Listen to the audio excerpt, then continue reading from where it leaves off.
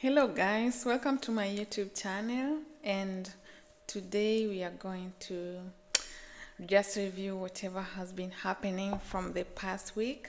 And you guys, you know that last week I just posted my first facial video, the first face reveal on YouTube in this channel. So I just came back to tell you guys that I did not test my mic from the day I just unboxed. So today is when I got some time to test my mic, and you can see right now I'm speaking use this microphone. It picks sound very fast. Any sound it picks up really fast.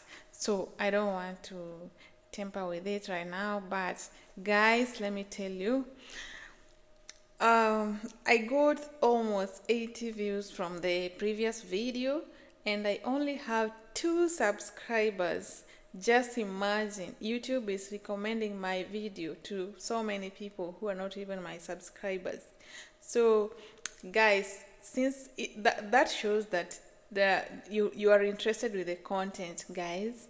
So why don't you just hit the subscriber button, and I'm going to bring more content about anything and everything.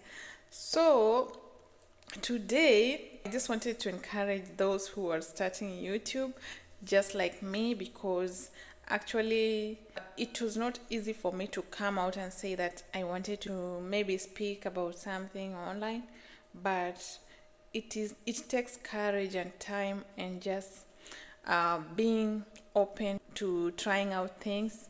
So being an introvert is not easy, and you don't get an opportunity to share anything with in a group, or maybe even in front of people, because they feel like, okay, according to you, you feel like you are not capable of doing that. But let me tell you, you have the capability to share anything with anybody, as long as it can benefit them, or it can make them happy, or it can make an insight. I mean, it can encourage someone, it can be a motivation. So it doesn't have to be that outstanding content, but you just start from somewhere, because I realize as long as you've decided to start something, you'll just get a lot of pressure maybe at the beginning, but as the days goes by, you will be encouraged to do it more and more. So for now, I'm just doing my content creation as a hobby, because it's now winter time. We are now going to winter, and I don't feel like I'm gonna do a lot of activities here. This is going to be a little bit boring for me to just stay indoors and do nothing anyway, because in Africa you had a lot of opportunity to go out and not to be indoors most of the time. So most of the time when I was in Africa, I used to go out and maybe meeting friends. Yeah, so right now it's not easy to create friends here in North America as a newcomer. So you just have to take one step at a time, and maybe find your ways in order to join, maybe to identify where events are taking place, so that you can join them, so that you can try to maybe reduce your boredom. And again, if you don't want to go to events, you can go to churches. There are some churches around, so if you're a Christian, you can join churches, and if you're not a Christian, you can try and go to mosque if you're a Muslim. And you can also, and even Hindus have their own worshiping places, so you can join them. You can go there. So there are so many places that you can meet people and make friendship. But being an introvert here, it's even worse. You may find out that you are an introvert back in Africa or somewhere, but when you come here in North America, you find out you are even the most extroverted person you have never seen, because first of all, it is a place whereby you have to speak up in order to get assistance from anybody or anywhere. So It's not like people will just look at you and know that this is our person. When he behaves like this, he's not feeling good, or maybe he's not he's not working, and uh, we don't know how we are gonna help them. We don't help him or her, or we don't know the background about the person, or maybe which field they may be interested in working for.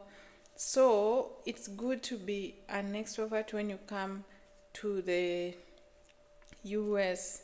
Yeah, because if you don't speak up, if you continue being an introvert, for example, opportunity will be just passing you as you look at them. So it is good to try out and just pick up about anything you feel like, and that is what I'm trying to do. Because actually those people who like express themselves, or they keep on building a network here in the US, are the ones who you see that they're trying to succeed in life here in the US, because it's not easy just to keep quiet and you get something that you wanted. That is what I realized. It's not easy. Like if you decide to maybe stay, for example, you relocated and you don't want to communicate, you don't want to network, you don't want to get outside and maybe try to look for a job, it will be hard for you. And in Africa, you could stay even in a place that is not home for like even a month without someone knowing that you went somewhere. And you could eat in that place, you could sleep in that place, you could do even you could go out still, and you are not at your own place, and you don't contribute even a cent. My friend, it's very different. There is a culture shock when you come to US, so you have to be very responsible when you for example, you meet your friends and decide to stay at their place. First of all, you must contribute something. Like you must be in a position to contribute either food, rent, or any other expenses, or gas if you are using their car. And again, you have to pay for so many things, like many bills around. So, and if you don't get serious, you might find yourself being homeless, and nobody's going to care about that, because that is the culture here. Nobody's going to care about whatever you are doing if you are not hardworking, because it's not like you will go back to your parents if you came here just alone. And so you have to work hard to ensure that you succeed in each and everything that you're trying to do. So that is just the culture shock here, and it's just the difference between uh, being in a position to speak up about something, or being open to any opportunity that comes your way, as compared to Africa. In Africa, I think it's not that serious. Like people, you'll find maybe a family having like 10 kids, and all of them are able to survive under their parents, and nobody is going even to look for, will not be concerned maybe too much about job or something.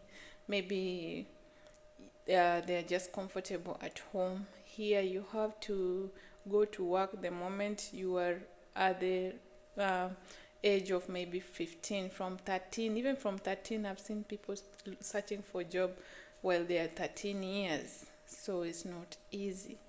So they start working as early as 10. I've seen others saying that they started working as early as 10 years. In Africa, when you start working at 10 years, they will categorize that one as child abuse. So in the US, life is so different. As long as the legal age of employment, I think, starts from 16 years, but still people are still working when they are so young. So, and by that time they maneuver around, they work their own way out, they start living on their own, they become independent. So it's not the same as Africa, because in Africa you find people are even 25, 30 years, they have never moved out. 40 years they don't move out of their family, their own parents' home. So that is the big difference between US and Africa. So guys, I'm back and I'm going to share more about all the aspects of life here in America. Thank you, and please hit the subscribe button so that we can build this community together, because I've seen you guys like my content. I have a lot of views in my video, and that is so impressive. So guys, thank you for watching, and subscribe and like my content. See you.